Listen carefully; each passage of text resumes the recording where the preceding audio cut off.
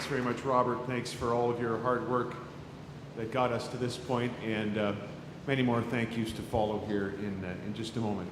Minister Rickford, Minister Boyd, Mr. Chairman, colleagues from the Legislative Assembly, Ed Cormanicki, the local member of Parliament who is here and has worked so hard on the project, visitors from outside of our province and indeed from outside of Canada, ladies and gentlemen, it's really a great pleasure to be here with you this morning. I know there have been some events in Regina yesterday. I think there were some events last week, frankly, right here on site related to the commissioning. I think last week it was about 34 degrees, and we've turned the plant on, and immediately global warming has changed, and we see a bit of a difference here today, but we're glad everybody could make it. One of the biggest challenges that we face in terms of public policy is this balance, this quest for a balance between the energy we need for a growing economy and environmental considerations. This has been a challenge that has been, I think, exasperated by what happened in 2008 in terms of worldwide economic decline. We seem then to be left with this Faustian choice, this rock and a hard place choice between low-cost, affordable energy that, for example, coal can provide, which is good for the economy and good for consumers and maybe not so good for the environment. That choice contrasted against higher cost forms of energy that maybe aren't quite as good for the economy and aren't as good for consumers but are better for the environment. But this has been the choice that we've had until today, I would say. It's interesting as we look around the world to see how nations and decision makers are dealing with this very difficult choice. The economic imperative in the developing world is actually winning out, understood as the foundational importance of affordable energy for growing economies. And that's why, notwithstanding the difficulty of this choice between coal and the environment, that's why, according to the World Resource Institute, 1,200 new coal-fired plants are being planned worldwide. China and India account for 76% of them. In China alone, according to their public plans, 450,000 megawatts of coal power are being planned. That would be roughly the equivalent of Poplar River once every 12 days in China alone. It's why Cambodia and the Dominican Republic and Guatemala and Laos and Morocco and Namibia, Oman, Senegal, Sri Lanka, and Uzbekistan are all proposing and planning brand new coal-fired plants. It's why, ladies and gentlemen, coal is still part of the mix here in this growing economy in our country, in the United States, in Europe, and in Japan. Well, there's reason for hope, I say today, as a result of what we've done here in Estevan in terms of this challenge, this Faustian choice that we've had. For today, the message from this particular plant, Boundary Dam 3 in southeast Saskatchewan, from the nation of Canada, the message is that maybe there's more choice after all. Maybe coal, affordable coal can continue to be part of a more sustainable energy mix here and around the world. And maybe there's another message, by the way. Maybe we can examine carefully the efficacy of things like carbon taxes, where the proceeds of those taxes don't go to technology like we see here, but rather to the general revenue funds of governments. They're not really about the environment then, are they? They're about taxes.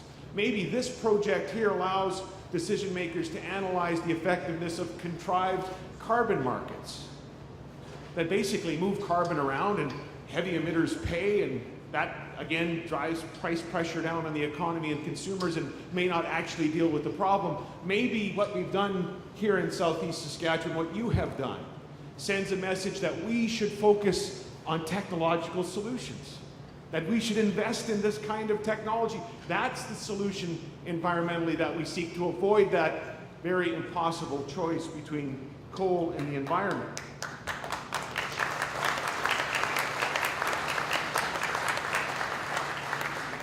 This is just the first generation of this technology, and already we can say virtually no fly ash, virtually no CO2 to be emitted. We'll get up to 90% capture of CO2. no SOx, 30% less nitrogen oxide emissions than there were just 30 years ago, and as Roberts pointed out, the benefit of being able to sell the CO2 for enhanced oil recovery, which itself has some environmental benefit. That's just what we've achieved with this first generation of technology. With human ingenuity and with the advances we've made here, what's next for us in terms of driving the cost of this particular coal-fired power down and making it an even greater option for all decision makers here and around the world?